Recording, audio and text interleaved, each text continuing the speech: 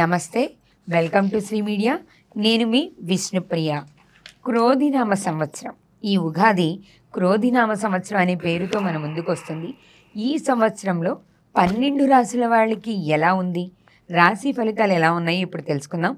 ఇప్పుడు మనతో పాటు ఉన్నారు బ్రహ్మశ్రీ డాక్టర్ వేదాంత రవీంద్రనాథ్ సిద్ధాంతి గారు. గురువు గారిని అడిగి ఈ 12 రాశుల వాళ్ళకి క్రోధినామ సంవత్సరంలో రాశి ఫలాలు ఎలా ఉన్నాయో తెలుసుకుందాం. నమస్తే గురువుగారు. నమస్కారం అమ్మ.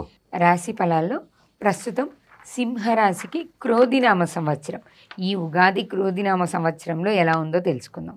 గురువుగారు, సింహరాశి వారికి ఈ క్రోధినామ సంవత్సరంలో ఎలా ఉందో తెలియజేస్తారా? తప్పకుండా తల్లి, తప్పకుండా.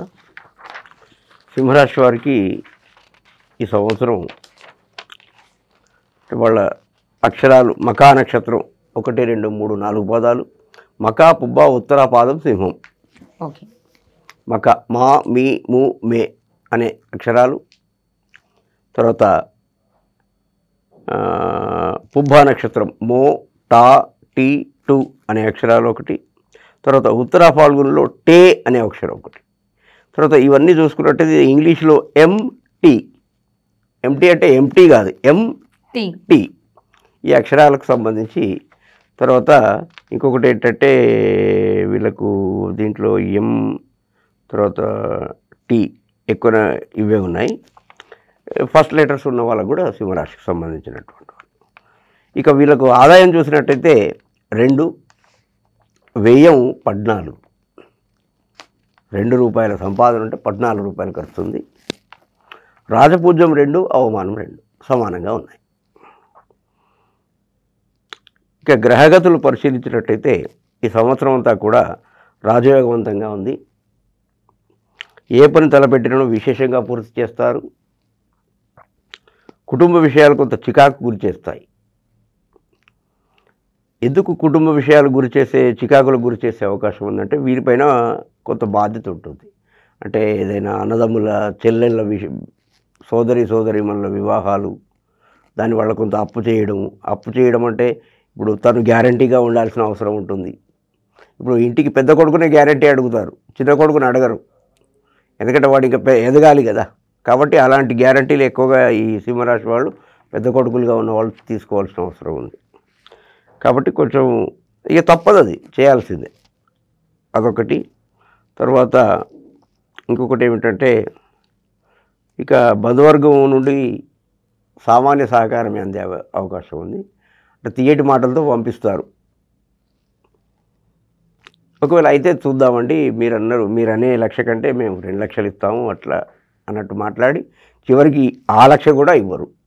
కొంచెం జాగ్రత్తగా ఉండాల్సిందిగా సూచన.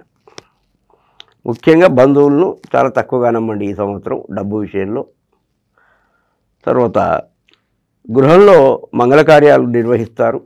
ఎట్లాగూ వాళ్ళు ఆ 1,00,000 ఇవ్వకున్నా కార్యం మాత్రం ఆగదు. ఎవరో మంచి వాళ్ళు వస్తారు, సహాయం చేస్తారు, జరిగిపోతుంది. తర్వాత ఇంకొకటి ఏమిటంటే ఈ శత్రువులు, కోర్టులు ఇట్లాంటి వ్యవహారాలు ఏవైతే ఉంటాయి తల్లి, ఇవి సులువుగా పరిష్కారం అయ్యే అవకాశం ఉంది. ఇది ఒకటి మనకు ప్లస్ పాయింట్గా చెప్పుకోవచ్చు సింహరాశి వాళ్ళకి.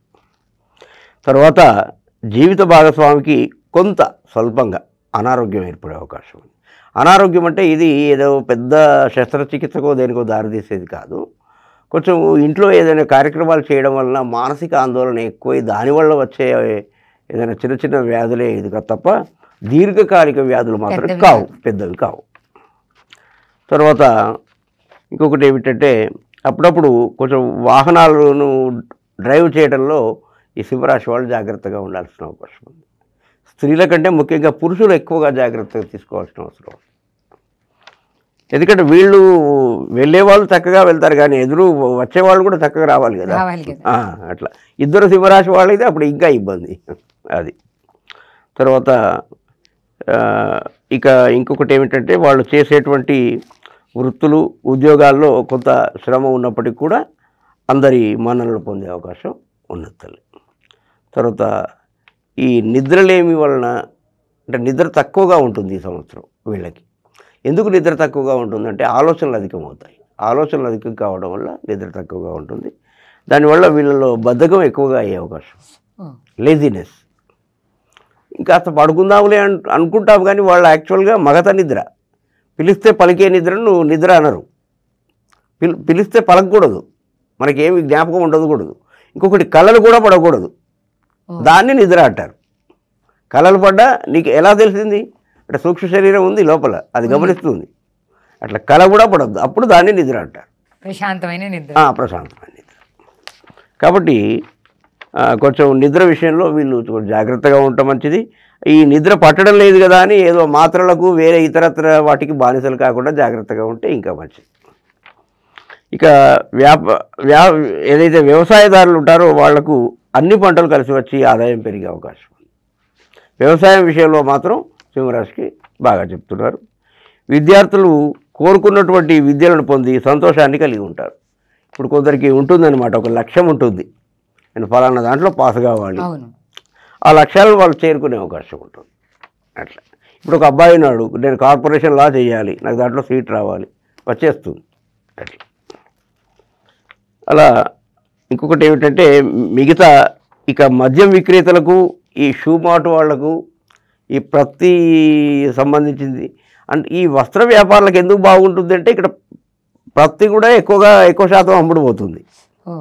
అది కూడా ఈ వస్త్ర వ్యాపారాలకు బాగుంటుంది. వీళ్లకు ధనం ఏరులై పారే అవకాశం ఉంది అంటున్నాడు. అంటే చాలా ఎక్కువ లాభాలు వస్తాయి. దానివల్ల వాళ్ళు వేరే ఇంకొక వ్యాపార కేంద్రాన్ని పెట్టే అవకాశాలు కూడా ఉన్నాయి. తర్వాత సినిమా రంగంలో ఉన్నటువంటి వారికి, టీవీ రంగంలో ఉన్నటువంటి వారికి, కళాకారులకు ప్రభుత్వ పథకాల వలన లబ్ధి చేకూరే అవకాశం ఉంది. తర్వాత పురోహితులు, జ్యోతిషులు, వాస్తు పండితులు ఎవరైనా ఉన్నట్లయితే వారికి కొంత ఆరోగ్య జాగ్రత్తగా ఉంచుకోవాలి. అంటే ముఖ్యంగా వీళ్ళు ఆరోగ్యాన్ని బాగానే ఉంచుకుంటారు, ఎందుకంటే వీళ్ళ అలవాట్లే బాగుంటాయి. వీళ్ళు ఉదయం లేవడం ఒక పద్ధతిగా ఉంటారు కాబట్టి. అయినప్పటికీ కూడా గ్రహరాశులు ఉన్నప్పుడు ఎవరు ఏమి చేయలేము కాబట్టి కొంచెం గ్రహాల రీతి జాగ్రత్తగా ఉండటం మంచిది. అలాగే సంతృప్తిగా మాత్రం జీవనాన్ని సాగిస్తారు. అంటే ఆరోగ్యం భంగంగా ఉన్నప్పటికీ పుణ్యకార్యాలను ఆచరిస్తారు. ఇక డాక్టర్లు, ఇంజనీర్లు, లాయర్లు వీళ్ళు అనుకున్న దానికన్నా ఎక్కువ ఆదాయాన్ని కలిగి ఉంటారు. వాళ్ళు అనుకోరు ఈ నెలలో ఇంత సంపాదిస్తామని, అంతకంటే ఎక్కువ సంపాదన వచ్చే అవకాశం ఉంది. కానీ దాన్ని మంచి మార్గాలకు వాడండి, అనవసరమైన వాటికి వాడకండి. డబ్బు యొక్క విలువను అది ఎట్లా అంటే డబ్బు అనేటువంటిది ఇప్పుడు విష్ణుదేవుడు లక్ష్మీదేవిని కాళ్ళకాడ పెట్టడం అంటే ఆమెను అవమానించడం కాదు తల్లి. లక్ష్మీదేవిని చాలా జాగ్రత్తగా దాచుకోవాలి. ఇంకొకటి ధనం వచ్చినప్పుడు అహంకారం రాకూడదు అనేది దాంట్లో సంకేతం. అది అట్లా కాబట్టి వీళ్ళకు ఈసారి డబ్బు ఎక్కువగా వచ్చే అవకాశం ఉంది. కాబట్టి మీరు కొంచెం బంధువులు తక్కువ చూపులు చూడకండి. సింహరాశి వాళ్ళు పురుషులైనా స్త్రీలైనా అందరితో ఎలా ఉన్నారో అలాగే ఉండండి. ఎందుకంటే వచ్చే సంవత్సరం మళ్ళీ లాసు అయితే ఇబ్బంది, వాళ్ళు పగ తీర్చుకునే అవకాశం ఉంటుంది కాబట్టి జాగ్రత్తగా ఉండాల్సి ఉంటుంది. తర్వాత నాయకులకు నూతన పదవీ యోగం ఉంది సింహరాశి వాళ్ళకు. ఈ కంప్యూటర్ రంగం వారికి మాత్రం ఇప్పటి వరకు చెప్పుకున్న రాశుల్లో చాలా శుభప్రదంగా ఉంది కదా. కానీ ఈ యొక్క క్రోధినామ సంవత్సరంలో సింహరాశి వారికి అశుభంగా ఉంది. అంటే కొంచెం పై అధికారుల వలన ఏమైనా అంటే వీళ్ళ ఏదైనా తప్పు చేయడం వల్ల పై అధికారుల చేత కొంచెం వీళ్ళకి ఇబ్బంది కలిగే అవకాశం ఉంది. కాబట్టి వీలైతే వాళ్ళకు సారీ చెప్పడం, లేదా క్షమాపణలు కోరుకోవడం, లేదా కంపెనీ చేంజ్ చేయడం లాంటి అవకాశాలు ఉన్నాయి. కాబట్టి కొంచెం ముందుగానే జాగ్రత్తగా ఉండాల్సిన అవసరం సింహరాశి వాళ్ళకి ఎంతైనా ఉంది. ఇది చాలా చాలా ఇంపార్టెంట్ చెప్పదగిన రోజునమ్మ. తర్వాత ఈ రాశి స్త్రీలకు కొత్త ఆలోచనలతో వీళ్ళు ముందుకు సాగిపోతుంటారు. కొత్త ప్రణాళికలతో ఏదైనా కొత్త వ్యాపారం ఆరంభించాలనేటువంటి ఆసక్తి, ఆలోచన కూడా ఉంటాయి. అలాంటి వాళ్ళు కొంచెం ఆ రంగానికి సంబంధించినటువంటి నిష్ణాతులను సంప్రదించి కొంత మన గ్రహరీత్యా అనుకూలంగా ఉంటే ఖచ్చితంగా మీరు చేయండి. ఇక నక్షత్ర ఫలితాలు చూసినట్టయితే మకా 1, 2, 3, 4 పాదాలకు ప్రయాణాల్లో చాలా జాగ్రత్తగా ఉండవలసిన అవసరం ఉంది. తర్వాత కొత్త కార్యక్రమాల జోలికి వెళ్ళరాదు, కేవలం అంటే మకా నక్షత్రం వారికి. తర్వాత రుణ ప్రయత్నాలు ఆలస్యం అవుతాయి. మనం అడుగుతాం, కొందరిని అడగగానే తెల్లవారు లేదా 2 రోజులు లభిస్తాయి.